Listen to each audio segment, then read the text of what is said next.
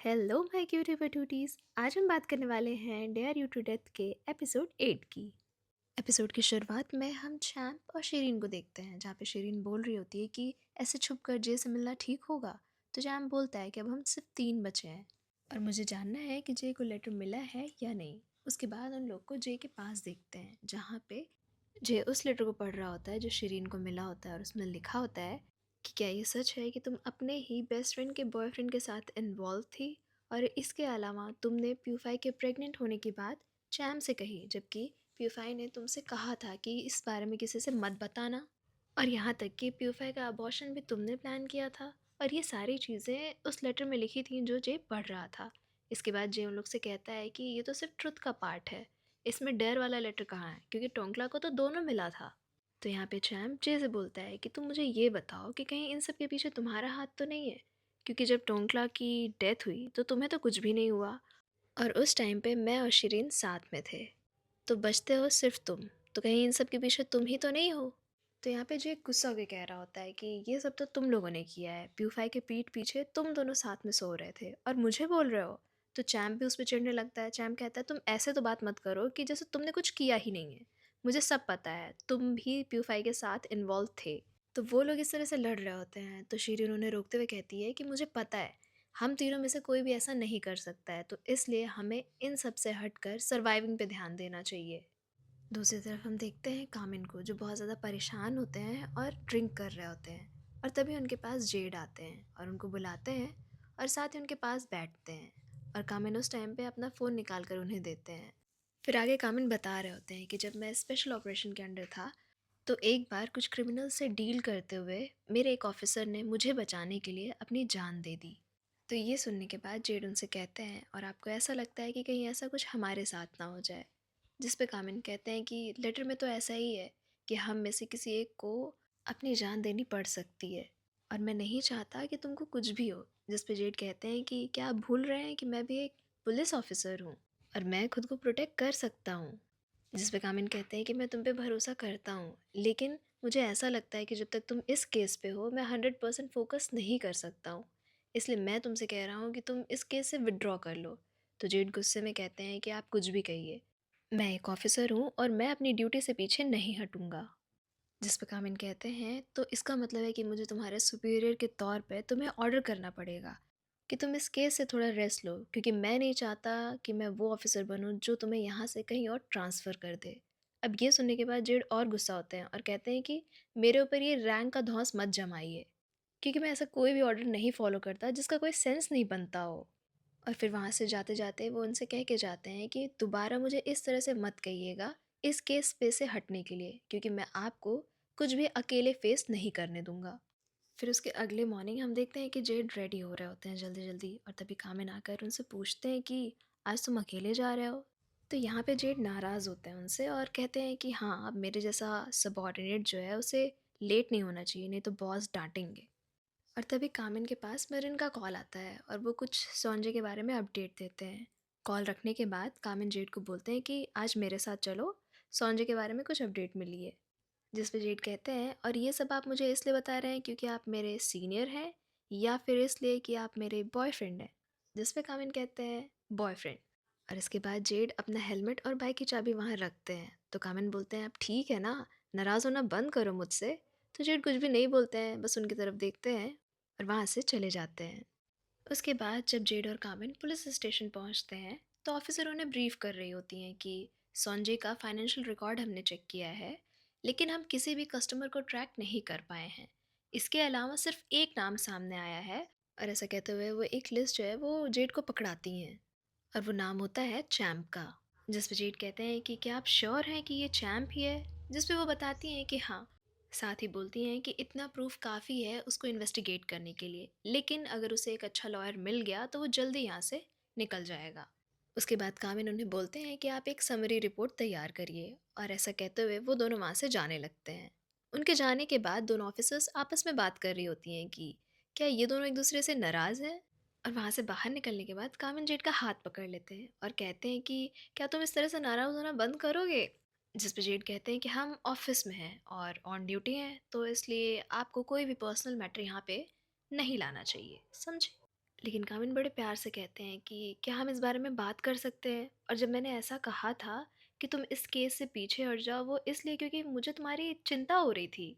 तो जेड आगे आकर कहते हैं कि क्या चिंता करने का हक सिर्फ आपको है, मुझे नहीं?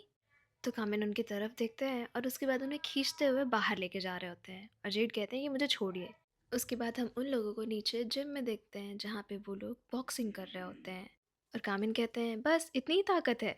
जिस पे जेड कहते हैं मेरी मर्जी, मुझे जिस तरह से पंच करना होगा मैं करूँगा।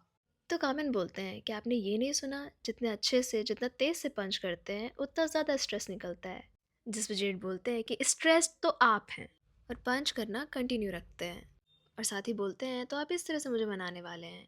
जिस पे कामिन कहते हैं इसका मतलब है कि आप मान गए? जिस पे जेड बोलते हैं कि नहीं, लेकिन हाँ ये तरीका क्यूट है। फिर थोड़ी देर पंचिंग करने के बाद जेड कामिन के पास आते हैं और उनसे कहते हैं कि मुझे पता है कि आप परेशान हैं, लेकिन आपका एक्स सबॉर्डिनेट और मैं एक जैसे नहीं है। और साथ ही मैं ये चाहता हूँ कि आप मुझ पर भरोसा रखें कि ऐसा कुछ भी नहीं होगा, और जो हुआ उसमें आपकी गलती नहीं थी, तो खुद को ब्लेम करना बंद करिए। समझ रहे हैं ना आप? और ऐसा कहने के बाद वो बोलते चलिए एक और राउंड। फिर जैसे ही कामिन पंचिंग के लिए रेडी होते हैं तो जेड कहते हैं वो देखिए नीचे क्या है। और ऐसा कहने के बाद जब कामिन नीचे की तरफ देख रहे होते हैं तो जेड उन्हें गिरा देते हैं ज़मीन पे। और इस टाइम पे उन दोनों का फेस एक दूसरे के बहुत ज़्यादा क्लोज होता है। उसके बाद वो लोग बैठे होते हैं तो जेड कामिन से पूछते हैं तो इस तरह से आप लोगों को मनाते हैं? तो कामिन बोलते हैं कि मैं किसी को नहीं मनाता। तो जेड कहते हैं अच्छा, इसका मतलब है कि मैं आपका पहला इंसान हूँ। तो कामिन बोलते हैं ज़्यादा खुश मत हो, ये बताओ कि अगर कभी मैं नाराज़ हुआ तो तुम क्या करोगे? जिस पे जेड बोलते हैं कि मेरे पास अपने तरीके हैं। तो कामिन बोलते हैं कि अब इस तरह से तुम बात कर रहे हो तो इसका मतलब है कि अब मुझसे तुम नाराज़ नहीं हो। जिस पे जेड बोलते हैं कि हो सकता है, लेकिन मुझे इससे कुछ ज़्यादा चाहिए। और ऐसा कहते हुए वो आगे बढ़ रहे होते हैं और कामिन उन्हें रोक देते हैं, कहते हैं घर पे। और ऐसा कहकर वो वहाँ से चले जाते हैं। और उनके जाने के बाद जेड कैमरे की तरफ देखकर बोल रहे होते हैं कि इसका मतलब तुम्हें चाहिए। उसके बाद जब वो लोग बाहर आते हैं तो कामिन को एक मैसेज आया होता है कि संजय इस कंट्री को छोड़कर भाग रहा है। और उसके बाद जेड को वो बताते हैं। और ये सुनने के बाद जेड बोलते हैं कि अब मुझे आप मत रोकिएगा इस केस पे काम करने के लिए। तो कामिन बोलते हैं कि तुम ऐसे बोल रहे हो जैसे अगर मैं मना करूँगा तो तुम रुक जाओगे। वहीं दूसरी तरफ हम चैम्प और शीरीन को देखते हैं जहाँ पे चैम्प कुछ खाने पीने के लिए स्नैक्स लेके आता है और कार में रखता है। और शीरीन बोल रही होती है कि क्या ये ज़रूरी है कि हम तुम्हारे घर जाएं जो दूसरे स्टेट में है? क्या हम जे के भाई की हेल्प नहीं ले सकते हैं? तो चैम्प उस पर गुस्सा करते हुए बोलता है कि मैंने तुम्हें बोला ना कि इसे मैं खुद हैंडल करूँगा। जिस पर शीरीन उससे बोलती है कि क्या तुम सच बोल रहे हो कि तुम्हें कोई लेटर नहीं मिला है? और अगर तुम्हें लेटर मिलेगा और उसमें लिखा होगा मुझे मारने को, तो क्या तुम मुझे मार दोगे? जिस पे चैम्प बोलता है कि तुम्हारे ऊपर चिल्लाने के लिए सॉरी, और हाँ, क्या तुम मुझ पर भरोसा नहीं करती हो? जिस पे शिरीन बोलती है कि भरोसा है, लेकिन फिर भी मैं तुम्हारे मुंह से सुनना चाहती थी। तो चैम्प बोलता है चलो चलते हैं। दूसरी तरफ जेड और कामिन अपनी पूरी टीम के साथ तैयारी कर रहे होते हैं। और तभी कामिन जेड के पास आते हैं और उन्हें एक पेपर पकड़ाते हैं। जेड जब उसे खोल के देखते हैं तो वो एक तरह का मंत्र होता है और बताते हैं कि ये एक प्रोटेक्शन तलिस्मान है और मैंने इसके बारे में पढ़ा और अपने हाथों से बनाया है, जेड तुम्हारे लिए, और ये तुम पर वर्क ज़रूर करेगा। जिस पे जेड बोलते हैं कि ऐसी कोई भी चीज़ टेम्पल से आनी चाहिए तभी वो वर्क करती है। तो कामिन बोलते हैं ठीक है, अगर तुम्हें नहीं चाहिए तो वापस कर दो। तो जेड बोलता है अरे नहीं, बिल्कुल चाहिए मुझे। उसके बाद वो लोग प्लानिंग कर रहे होते हैं और मेरिन बोलते हैं कि मैं और कामिन इन इन जगहों को सेव करूँगा और उसके बाद आप लोग आगे बढ़ेंगे। जिसमें ली, यू और जेड थे।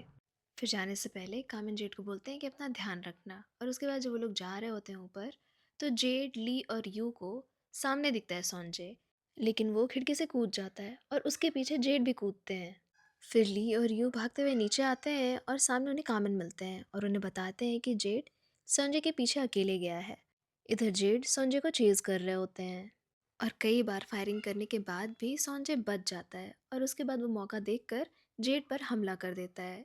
जेड की गन नीचे गिर जाती है और उसके बाद उन दोनों के बीच फाइटिंग हो रही होती है और संजय जेड पर नाइफ से हमला करता है, लेकिन तभी वहाँ पर कामिन आ जाते हैं और वो संजय के पैर में गोली मार देते हैं। और झुककर जेड को उठा रहे होते हैं तभी जेड देखते हैं कि संजय गन के पास पहुँच रहा है और तभी जेड कामिन की गन उठाते हैं और संजय को हिट कर देते हैं। उसके बाद जेड और कामिन साथ में बैठे होते हैं तो जेड बोल रहे थे कामिन से कि आपका ये जो प्रोटेक्शन मंत्र था ना, ये बिल्कुल हेल्प नहीं किया। तो कामिन बोलते हैं ठीक है, मुझे लौटा दो, मैं जला दूंगा। जिस पे जेड मना करते हुए कहते हैं कि नहीं, अगर ये नहीं होता तो अब तक मेरी जान चली गई होती। तो कामिन बोलते हैं कि तुम्हें हॉस्पिटल में रेस्ट लेना चाहिए था। जिस पे जेड कहते हैं मुझे हॉस्पिटल नहीं पसंद, मैं घर चल के रेस्ट कर लूँगा। तो कामिन बोलते हैं कि तुम तो ऐसे बोल रहे हो जैसे घर जाने के बाद तुम रेस्ट करोगे। फिर जेड बोलते हैं कि गोली आपके गन से चली है तो कमांडर आपको ज़रूर इंटरोगेट करेंगे। जिस पे कामिन बोलते हैं कि वो सब मैं हैंडल कर लूँगा, और वैसे भी तुमने जो कुछ भी किया वो सबको बचाने के लिए किया। जिस पे जेड बोलते हैं सबको नहीं, मैंने जो भी किया वो आपको बचाने के लिए किया। ये सुनने के बाद कामिन आगे बढ़कर जेड को किस कर लेते हैं। उसके बाद हम उन दोनों को घर पे देखते हैं जहाँ पे जेड नाटक कर रहे होते हैं कि उन्हें दर्द हो रहा है। तो कामिन उनसे बोलते हैं कि इसलिए मैंने कहा था कि तुम्हें हॉस्पिटल में रुकना चाहिए। जिस पे जेड कहते हैं कि अगर मैं हॉस्पिटल में रहता तो मुझे अकेले सोना पड़ता और आपका चेहरा भी नहीं देख पाता। तो कामिन बोलते हैं अगर ये रीज़न है तो बहुत ही बेकार सा रीज़न है। तो जेड बोलते हैं जब बात दिल की हो तो कुछ भी बेकार नहीं होता है। ये सुनने के बाद कामिन दूसरी तरफ फेस करके सो रहे होते हैं। तो जेड भी उन्हें पीछे से हक करते हुए सो रहे होते हैं। तो कामिन कहते हैं कि तुम तो कह रहे थे कि तुम्हारी चोट में दर्द हो रहा है और ऐसे कैसे सो जाओगे तुम। तो जेड बोलते हैं कि मुझे ऐसे पसंद है, और इसके बाद वो कामिन के गाल पे किस करते हैं और उन्हें और टाइटली हक करते हैं और ऐसे ही सो जाते हैं। कामिन भी स्माइल करते हैं और सो जाते हैं। फिर दूसरे दिन पुलिस स्टेशन में ये लोग हंसते हुए एंटर करते हैं और एक दूसरे से कुछ ना कुछ बात कर रहे होते हैं। तो सामने दोनों ऑफिसर्स जो बैठी होती हैं वो कहती हैं कि चलो अच्छा है, अब ये दोनों एक दूसरे से नाराज़ नहीं हैं। उसके बाद वो लोग संजय के बारे में डिस्कस कर रहे होते हैं जहाँ पे वो बताती हैं कि संजय और चैम के बीच में डीलिंग हुई थी, लेकिन ये वो ड्रग नहीं है जो किलर यूज़ करता है। और जहाँ पे इन लोगों ने डील किया था वो लोकेशन हमें मिल गई है। और इसके बाद जब जेड और कामिन उस लोकेशन को चेक करते हैं तो वो टोंकला का डोम होता है। फिर बाहर आकर जेड और कामिन आपस में बात कर रहे होते हैं। कामिन कह रहे होते हैं कि टोंकला तो मर चुका है। जेड कहते हैं कि हाँ। फिर कामिन आगे कहते हैं कि लेकिन अगर उसके डोम पे लोकेशन दिखा रही है तो कोई ना कोई कनेक्शन ज़रूर होगा। तभी वो लोग देखते हैं कि वहाँ पर डॉक्टर पुत बैठे हुए हैं। और कामिन उनको देखकर पूछते हैं कि आप उतनी दूर से यहाँ सिर्फ हमें इन्फॉर्मेशन देने आए हैं। जिस पे डॉक्टर बोलते हैं कि मेरे फ़ोन से आपका नंबर खो गया, इसलिए मैं खुद ही इन्फॉर्म करने आ गया। और साथ ही बताते हैं कि प्यूफाई की बॉडी में वो ड्रग नहीं मिला जो बाकियों की बॉडी में मिला है। तो जेड कहते हैं कि ये बहुत ही ज़्यादा स्ट्रेंज है क्योंकि बाकी चारों की बॉडी में हमें वो ड्रग मिला है। जिस पे डॉक्टर बोलते हैं कि मुझे तो बस यही इन्फॉर्मेशन मिली है, और ऐसा कहकर वो वहाँ से जा रहे होते हैं। तो कामिन उन्हें रोकते हुए कहते हैं कि क्या प्यूफाई की बॉडी को मेन हॉस्पिटल में शिफ्ट किया जा सकता है ताकि हम किलर की टाइमलाइन को ट्रेस कर सकें। ये सुनकर डॉक्टर बुथ एक स्ट्रेंज सा लुक देते हैं, लेकिन उसके बाद कहते हैं ठीक है मैं अरेंज करवाता हूँ। दूसरी तरफ हम चैम्प और शिरीन को देखते हैं जो बेड पर लेटे होते हैं। उसके बाद शिरीन उसके पास आकर कहती है कि क्या हमने जैसा प्लान किया है सब कुछ वैसा होगा। जिस पर चैम्प बोलता है कि एक बार सब कुछ सेटल हो जाए फिर हम उसी तरह से यूके में जाके पढ़ेंगे और साथ रहेंगे। तो शिरीन बोलती है कि तुम आज मीठी मीठी बातें कर रहे हो। जिस पर चैम्प बोलता है सिर्फ मीठी बातें नहीं। और ऐसा कहते हुए वो आगे बढ़कर शिरीन को किस करने वाला होता है, लेकिन वो रोक देती है और कहती है कि मैं शार लेने जा रही हूँ और तब तक तुम गेम खेलो। और उसके जाने के बाद चैम्प पिलो के नीचे से कोई ड्रग निकालता है और उसकी ड्रिंक में मिला देता है। उसके बाद हम देखते हैं चैम्प और शिरीन को कार में, जहाँ पे वो अनकॉन्शियस होती है और चैम्प ड्राइव कर रहा होता है। साथ ही उसके हाथ में वही ट्रूथ एंड डेयर वाला कार्ड होता है जिस पे लिखा था शिरीन को ड्रग करके मेरे पास लेके आओ और इस बारे में किसी को भी मत बताना। लेकिन ड्राइव करते करते अचानक से उसका विजन भी ब्लर होने लगता है और उसके बाद वो भी अनकॉन्शियस हो जाता है और उसकी कार किसी पेड़ से टकरा जाती है। और उसके बाद हम देखते हैं कि उस कार के पास खड़ा होता है किलर।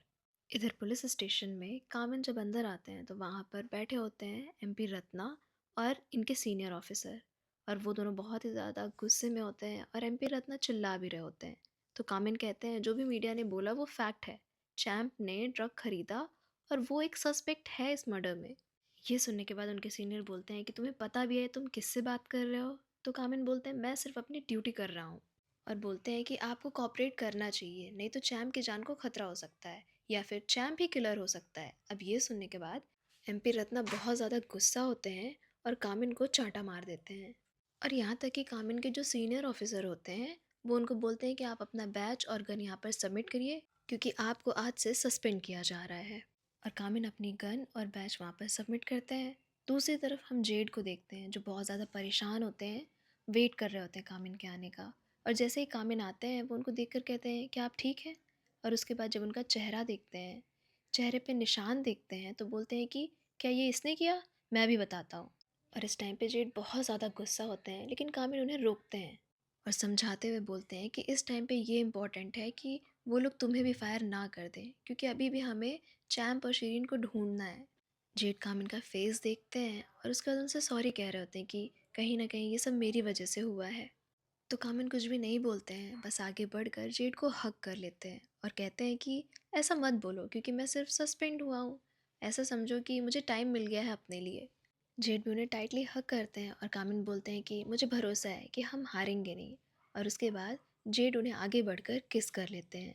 फिर बोनस सीन में हम देखते हैं कि जेड किचन में कुछ खा रहे होते हैं और कामिल किचन का नल सही कर रहे होते हैं।